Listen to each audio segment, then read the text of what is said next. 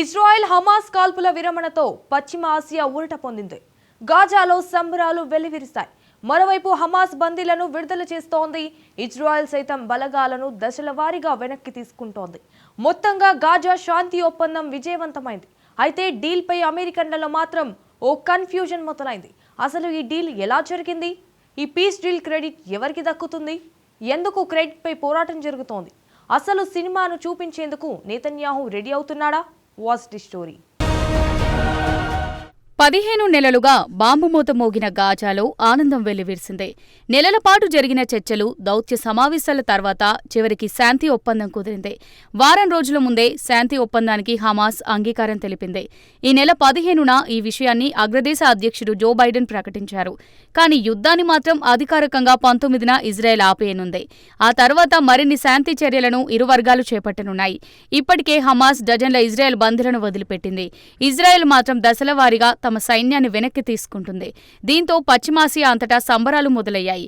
Gaza శాంతి ఒప్పందంతో అక్కడి ప్రజలు ఊరట పొందారు. వారిలో ఆనందం ఉప్పొంగించింది. గాజా శాంతి ఒప్పందం విజయవంతంగా జరిగింది.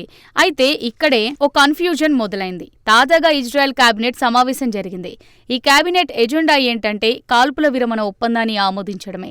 కానీ డీల్ను నెతన్యాహు కేబినెట్ ఆమోదించలేదు. హమాస్ చివరి నిమిషంలో మరిన్ని రాయితీలను కోరుతుందంటూ నెతన్యాహు విమర్శించారు.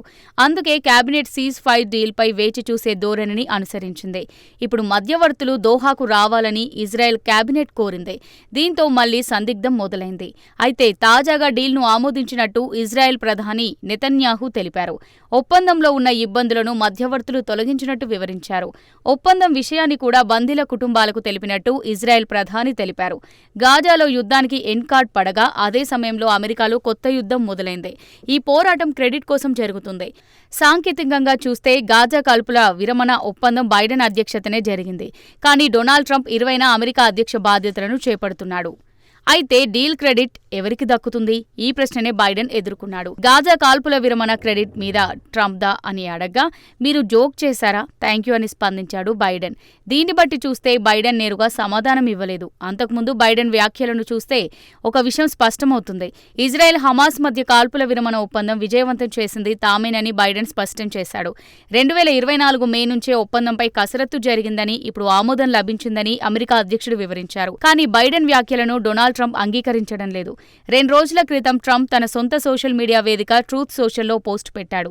తాము నవంబర్లో చారిత్రాత్మక విజయం సాధించిన తర్వాతే ప్రతిష్టాత్మక గాజా కాల్పుల విరమణ ఒప్పందం కుదిరిందని ట్రంప్ చెప్పుకొచ్చాడు. మొత్తం అమెరికన్ల భద్రతకు, శాంతికి తమ యంత్రాంగం కట్టుబడి ఉందని ప్రపంచానికి సంకేతాలు ఇచ్చినట్టు వెల్లడించారు. బైడెన్ మాత్రం తమ టీం ఈ డీల్ను కుదిర్చిందని చెప్పుకొచ్చాడు. కానీ ట్రంప్ మాత్రం ఎన్నికల్లో విజయంతోనే సాధ్యమైందంటున్నాడు. అసలు ఏది నిజం? అయితే అసలు నిజాలు ఏంటో ముందు చూద్దాం. వాస్తవానికి ఇప్పుడు హమాస్, ఇజ్రాయెల్ మధ్య కుదిరిన ఒప్పందాన్నే 2024 మేలో బైడెన్ యంత్రాంగం ప్రతిపాదించింది. ఈ విషయాన్నే బైడెన్ కూడా చెప్పాడు. కానీ అప్పట్లో ఈ డీల్ను ఇజ్రాయెల్ తిరస్కరించింది. కానీ ఇప్పుడు అదే ఒప్పందాన్ని నెతన్యాహు ప్రభుత్వం అంగీకరించింది. అయితే 2024 మేకి 2025 జనవరికి వచ్చిన మార్పేంటి? దీనికి సమాధానం ఎన్నికల్లో ట్రంప్ విజయం సాధించాడు. ఇది ఒక కారణం మాత్రమే. రెండో నిజం ఏంటంటే కాల్పుల విరమణ ఒప్పందంలో ట్రంప్ ప్రతినిధి ఒకరు పాల్గొన్నారు. వారం రోజుల క్రితం ట్రంప్ ప్రతినిధి దోహాకు వెళ్లాడు. అంతేకాదు స్వయంగా అతడు ఇజ్రాయెల్ కూడా వెళ్లాడు. ఆ తర్వాతే నెతన్యాహు నిర్ణయంలో మార్పు వచ్చింది. నెతన్యాహు నిర్ణయంలో మార్పును అరబ్ అధికారులు కూడా అంగీకరించారు. ఏడాదంతా బైడెన్ చేసిన ప్రయత్నాలను ట్రంప్ ప్రతినిధి ఒక్క సమావేశంలోనే చేశాడంటూ అరబ్ దేశాలు పేర్కొన్నాయి. ఈ విషయాన్ని అమెరికా విదేశాంగం కూడా నిర్ధారించింది. ఈ కాల్పుల విరమణ ఒప్పందంలో ట్రంప్ పాత్ర చాలా కీలకమైనది. అమెరికా విదేశాంగ శాఖ వెల్లడించింది ఈ విషయం. ఒకసారి ట్రంప్ ప్రమేయం లేకుండా బైడెన్ ఈ డీల్ను కుదర్చలేడనుకుందాం. వాస్తవానికి కాల్పుల విరమణ తొలి దశకు 42 రోజులు గడువు పెట్టుకున్నారు. అయితే బైడెన్ జనవరి 20న పదవి నుంచి వెళ్లిపోతున్నాడు. హమాస్, ఇజ్రాయెల్ను ఒప్పించేందుకు అవసరమైన హామీలను నెరవేర్చడానికి కూడా ట్రంప్ అవసరం బైడెన్కుంది. ఈ విషయం బెంజమిన్ నెతన్యాహుకు కూడా చాలా స్పష్టంగా తెలుసు. కాల్పుల విరమణ ఒప్పందం కుదిరినప్పుడు కూడా నెతన్యాహు ముందుగా ట్రంప్ పేరును ప్రస్తావించారు. ఆ తర్వాతే బైడెన్కు కృతజ్ఞతలు చెప్పాడు. అయితే బైడెన్ ఫెయిల్ అయిన చోట ట్రంప్ ఎలా విజయం సాధించాడు? ఈ డీల్ విషయంలో ట్రంప్ అనుసరించిన విధానం ఒక కారణం కావచ్చు. 2023 అక్టోబర్ నుంచి జో బైడెన్ ఇజ్రాయెల్పై విరుచుకుపడ్డాడు. నిరాయుధులను ఇజ్రాయెల్ చంపుతుందని, పాలస్తీనియన్లను చిత్రహింసలకు గురిచేస్తుందని విమర్శించారు. సిరియా సిరియా, లెబనాన్పై కూడా ఇజ్రాయెల్ దాడులకు దిగుతుందని మండిపడ్డాడు. కానీ ఇజ్రాయెల్ను అడ్డుకునే ప్రయత్నం మాత్రం బైడెన్ చేయలేదు. గత 15 నెలల్లో ఈ పరిణామాలు చాలా స్పష్టంగా ప్రపంచానికి తెలుసు.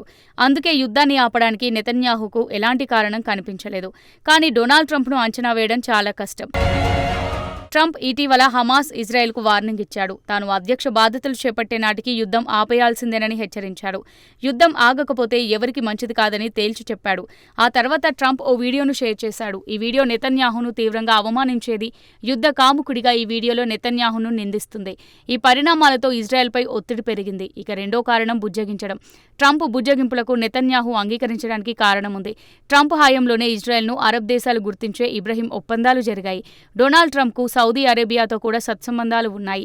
బైడెన్ ఇవ్వలేనిది ట్రంప్ ఇజ్రాయెల్కు ఇవ్వగలడు. అదేంటంటే ఇజ్రాయెల్ను దేశంగా రియాద్ గుర్తించడమే.